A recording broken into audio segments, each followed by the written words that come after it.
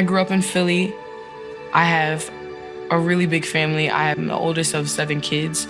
I had a really abusive father. He was an alcoholic, a drug dealer. He abused my mom. He then started to abuse us.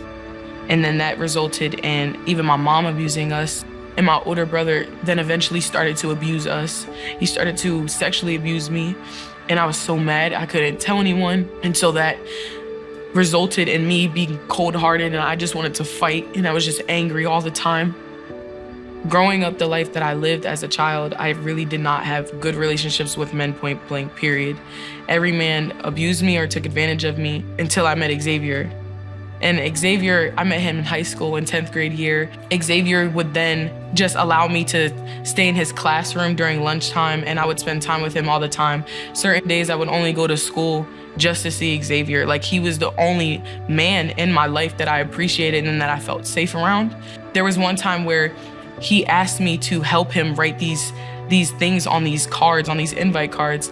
And I finally asked him, I was like, what the heck is this? He was like, this is youth group. You can actually come out tonight if you want. And so I brought all 6 of my friends. And when we got there, he was talking about this man named Jesus. And I know of Jesus, but I didn't know him. And I've never felt the Holy Spirit or cried how I cried that night. And I remember my first Sunday at Port Richmond Hall.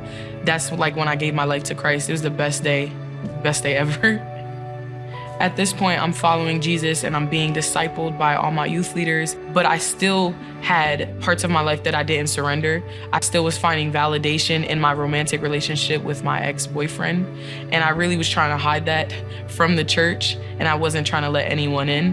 When the pandemic came around, that's when I took my opportunity to fully leave the church and just do me. And I moved in with my ex-boyfriend, and I was stuck in sexual sin. Me and him, every time that we would have a fallout, I would resort to smoking weed. And so I was very isolated. I didn't talk to no one from home. Me and him, we weren't on good terms, and I had pushed everyone away from church.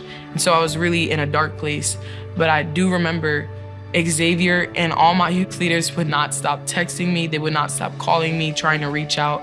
It was just so amazing, looking back on it now, how the people of the church are chasing me down, just how God is chasing us down.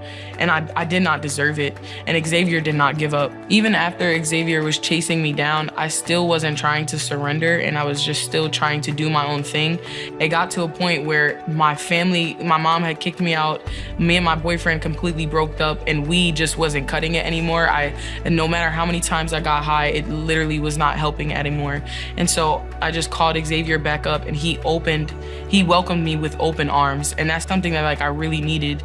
And so he gracefully and patiently, without judging me, still helped me get back on my faith journey, still walked with me in life, asked me if I needed anything. Xavier really showed the godly character that I needed to see in my life. I'm thankful that the Block Church has really just transformed, and God has really just transformed my life. I'm thankful that I have a family here, and because they have invested in me, invested in the youth of the city, there is now fruit from my life. There's 6 of my younger siblings that know about Jesus, and 4 of them that actively follow him. And I'm so grateful, and I know it's gonna continue, and I know it's just gonna keep growing.